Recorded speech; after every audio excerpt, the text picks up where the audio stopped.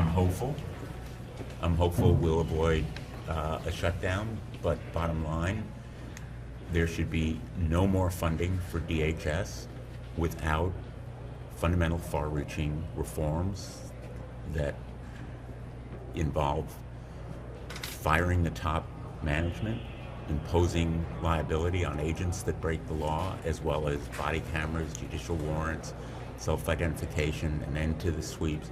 There are some basic reforms that simply impose legal standards on ICE that almost every police force in the country, state and local, have to follow. There's nothing novel or unusual about these reforms.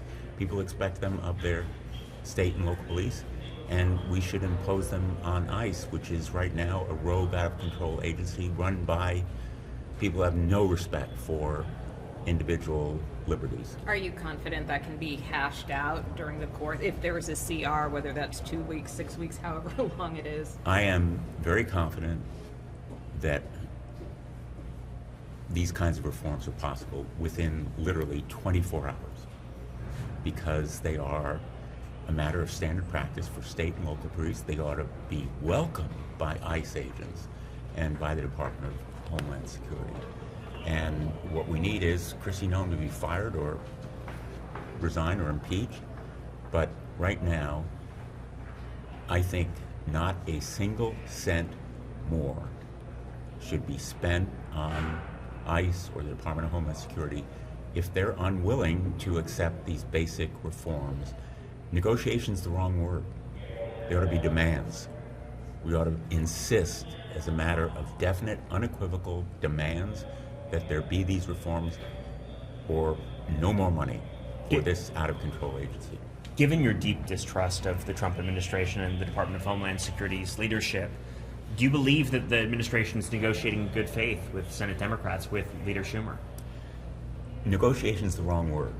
We ought to be making demands and shut down the Department of Homeland Security if it fails to comply with basic rights and liberties that are a part of the legal fabric of this country, fundamental to good law enforcement and policing all around the country. So I think there has to be oversight, not only through inspectors general, but through congressional hearings. I will be having a spotlight hearing next Tuesday where relatives of Renee Good will come along with other victims of shootings elsewhere in the country, because this kind of brutal assault and violation of rights is common to Los Angeles, Chicago, many other parts of the country, not just Minneapolis. As far as the CR goes, what are your thoughts on length? 2 weeks, 4 weeks, 6 weeks? For me, 2 weeks would be the outer limit on any CR. It gives us enough time to impose these restraints and reforms, and at the same time enables us to keep the other departments open, Department of Transportation, Defense, Health and Human Services, that are important services for the American people. And you alluded to this a short time ago, but just to be clear, you would support impeachment of Kristi Noem? Absolutely. She has betrayed the public trust.